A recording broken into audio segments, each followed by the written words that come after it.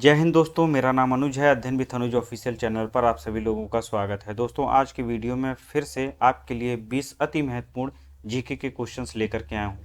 ये बहुत ही महत्वपूर्ण क्वेश्चंस हैं, ध्यान से देखिएगा। आइए शुरू करते हैं। पहला क्वेश्चन है, किसी कंपनिक पिंड के अपनी माध्य स्थिति से अधिकतम विस्थापन को क्या कहा जाता है। दोस्तों, कंपन करता हुआ पिंड अपनी माध्य स्थिति से अधिकतम जितना विस्थापित होता है उसे हम आयाम कहते हैं। ऑप्शन आपका ए वाला सही होगा। एक कंपन करने में लगा समय आवर्तकाल कहलाता है। एक कंपन पूरा करने में लगा समय आवर्तकाल कहलाता है। और एक आवर्तकाल में तरंग द्वारा चली गई दूरी हमारी तरंग दैर्ध्य कहलाती है। एक सेकंड में जितने कंपन होते हैं उसे हम लोग आवृत्ति कहते हैं। ऑप्शन आपका ए वाला सही होगा। नेक्स्ट क्वेश्चन, साबुन को जल में घोलने पर जल के पृष्ठ तनाव पर क्या प्रभाव पड़ता है। तो जो साबुन को जल में घोलते हैं तो जल का पृष्ठ तनाव घट जाता है। जल का पृष्ठ तनाव घट जाता है। ऑप्शन आपका ए वाला बी वाला सही होगा। जल का पृष्ठ तनाव घट जाता है और जल में झाग उत्पन्न होने लगता है। नेक्स्ट क्वेश्चन, डायबिटीज या मधुमेह का कारण क्या है। दोस्तों, मधुमेह का कारण इंसुलिन हार्मोन की कमी होती है। ऑप्शन आपका ए वाला सही होगा। इंसुलिन हार्मोन की कमी हो जाती है तो हमारे रक्त में शर्करा की मात्रा बढ़ जाती है और वह मूत्र से बाहर निकलने लगती है। इंसुलिन हार्मोन्स रक्त में ग्लूकोज की मात्रा को नियंत्रित करते हैं, इसलिए डॉक्टर्स जो है इंसुलिन का इंजेक्शन लगवाने की सलाह देते हैं। ऑप्शन आपका ए वाला सही होगा। इंसुलिन की कमी से हमें मधुमेह रोग होता है। चंद्रमा पर उतरने वाला पहला व्यक्ति कौन था। दोस्तों, चंद्रमा पर उतरने वाला पहला व्यक्ति 21 जुलाई 1969 को नील आर्मस्ट्रांग थे। 21 जुलाई 1969 को नील आर्मस्ट्रांग जो है सबसे पहली बार चंद्रमा पर कदम रखते हैं। इनके साथ जो है इनके मित्र होते हैं एडविन एल्ड्रिन।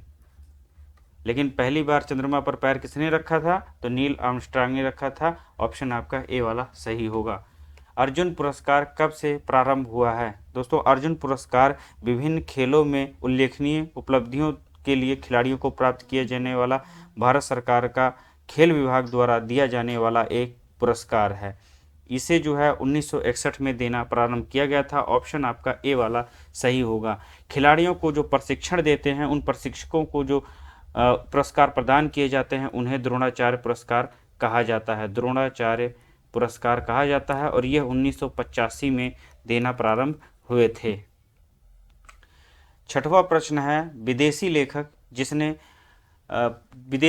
जिसने विजयनगर साम्राज्य के बारे में विस्तार से वर्णन किया है। तो दोस्तों, विजयनगर साम्राज्य के बारे में विस्तार से वर्णन करने वाला नूनीज है।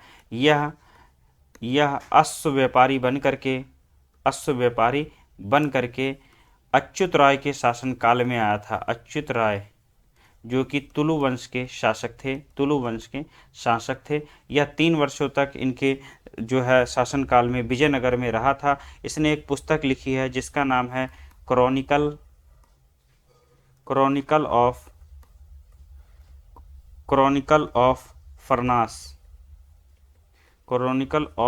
फरनास, जिसे हम लोग फरनाओ भी कहते हैं। ऑप्शन आपका डी वाला सही होगा। 7वां प्रश्न है, बंग भंग आंदोलन का उद्देश्य क्या था।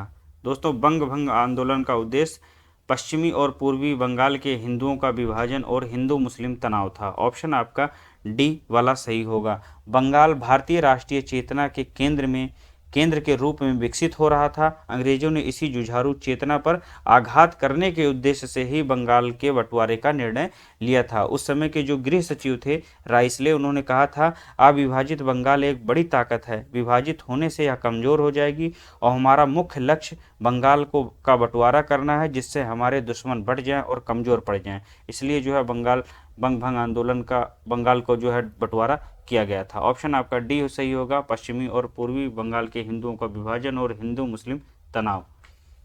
8वां प्रश्न है, 81 वर्ष की आयु में भारत के प्रधानमंत्री बनने वाले व्यक्ति कौन थे। तो 81 वर्ष की आयु में भारत के प्रधानमंत्री बने थे मोरारजी देसाई। ऑप्शन आपका सी वाला सही होगा। इन्होंने 24 मार्च 1977 से लेकर के 18 जुलाई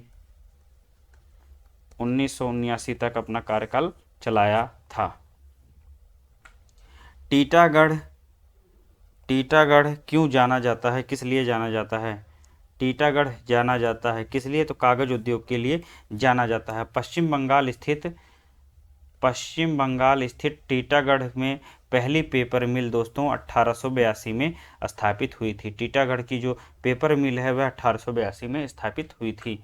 भारत की मानक समय रेखा किस शहर से होकर के गुजरती है? भारतीय मानक समय रेखा अर्थात जिसे हम 82.5 डिग्री पूर्वी देशांतर कहते हैं, यह जो है इलाहाबाद के नैनी से होकर के गुजरती है। ऑप्शन आपका डी वाला सही होगा, इलाहाबाद के नैनी से होकर के गुजरती है।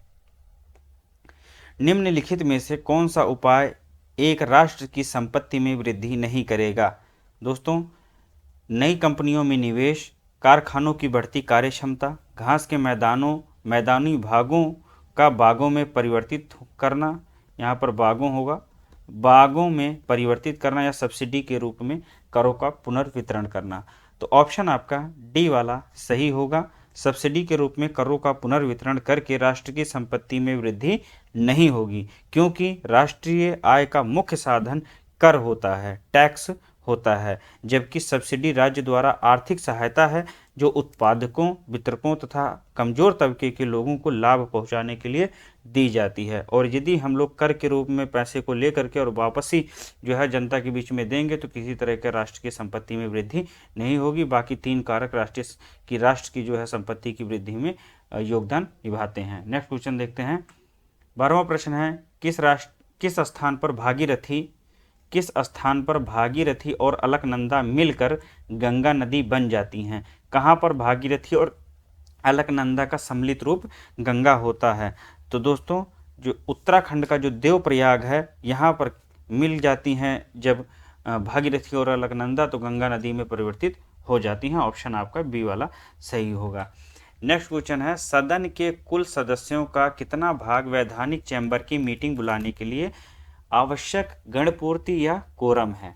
दोस्तों, सदन की जो कुल सदस्यों की वैधानिक चैम्बर है, यदि उसकी मीटिंग बुलाई जाती है तो उसके लिए आवश्यक गणपूर्ति या कोरम कितना होना चाहिए? तो वह 1/10 होना चाहिए। सदन के कुल सदस्यों का 1/10 या 10वां भाग जो है कोरम को बुलाने के लिए आवश्यक है। नेक्स्ट क्वेश्चन, गुर्दे की संरचनात्मक एवं कार्यात्मक यूनिट क्या है? गुर्दे की संरचनात्मक एवं कार्यात्मक जो यूनिट है या इकाई है उसे हम नेफ्रॉन्स कहते हैं। ऑप्शन आपका बी वाला सही होगा, नेफ्रॉन्स रुधिर के रासायनिक संगठन का वास्तविक नियंत्रण करते हैं। नेक्स्ट क्वेश्चन, मिट्टी में खारापन और क्षारीयता समस्या, जो मिट्टी की खारापन और क्षारीयता की जो समस्या है उसके समाधान के लिए क्या किया जाता है? तो इसके समाधान के लिए जो है दोस्तों हम लोग शुष्क कृषि विधि का प्रयोग करते हैं, वृक्षारोपण करते हैं, खेतों में जिप्सम का प्रयोग करते हैं, समोच्च रेखाओं के अनुसार कृषि करते हैं। तो इसमें जो है जिप्सम का प्रयोग किया जाता है, खेतों में जिप्सम का प्रयोग होता है। ऑप्शन आपका सी वाला सही होगा। प्रत्यक्ष कर का मुख्य रूप से किस पर प्रभाव पड़ता है? खाद्य पदार्थों की कीमतों पर, उपभोक्ता वस्तुओं पर, पूंजीगत माल पर या आय पर? तो दोस्तों, प्रत्यक्ष कर का मुख्य रूप से प्रभाव आय कर पर पड़ता है। ऑप्शन आपका डी वाला सही होगा। खाद्य पदार्थों की कीमतों पर, उपभोक्ता वस्तुओं पर और पूंजीगत माल पर भी करारोपण का प्रभाव पड़ता है, लेकिन सर्वाधिक जो है आय पर पड़ता है। ऑप्शन आपका डी वाला सही होगा। भारत के संविधान के किस भाग में अंतर्राष्ट्रीय शांति और सुरक्षा को बढ़ावा देना वर्णित किया गया है? अंतर्राष्ट्रीय शांति और सुरक्षा को बढ़ावा देना भारतीय संविधान के किस भाग में वर्णित है? तो ऑप्शन आपका डी वाला सही होगा। राज्य के नीति निर्देशक सिद्धांत या तत्व भारतीय संविधान के भाग 4 में हैं।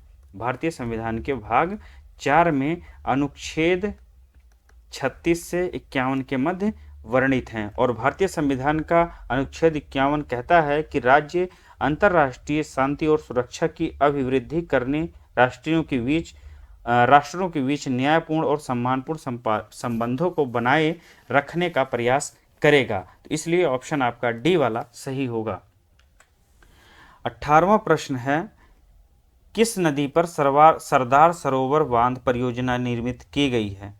दोस्तों, सरदार सरोवर बांध परियोजना नर्मदा नदी की सबसे बड़ी परियोजना है। नर्मदा नदी पर बनाए जाने वाले 30 बांधों में सरदार सरोवर बांध परियोजना जो है सबसे बड़ी है। यह गुजरात राज्य के भरूच जिले के नवागम नामक स्थान पर बनाई गई है। यह बांध 4 राज्यों गुजरात, महाराष्ट्र, मध्य प्रदेश और राजस्थान में पानी और बिजली की आपूर्ति करता है। ऑप्शन आपका सी वाला सही होगा, नर्मदा नदी। सरदार सरोवर बांध परियोजना नर्मदा नदी पर स्थित है। 19वां प्रश्न है आपका आज का, जया का लेखक कौन है? जया नामक पुस्तक का लेखक कौन है? तो जया के लेखक जो है देवदत्त पटनायक हैं। जया जो है महाभारत पर आधारित पुस्तक है। देवदत्त पटनायक की अन्य पुस्तकें हैं, जैसे माई गीता है, शास्त्रार्थ है, ग्रामर ऑफ द गॉड। ये 4 पुस्तकें देवदत्त पटनायक की याद रखिएगा, शायद आपको जो है एग्जाम में मिल जाए। जया, माई गीता, शास्त्रार्थ और ग्रामर ऑफ द गॉड। इस वीडियो का आखिरी क्वेश्चन देखते हैं दोस्तों। इस वीडियो का आखिरी क्वेश्चन है कि समलैंगिक विवाह को वैध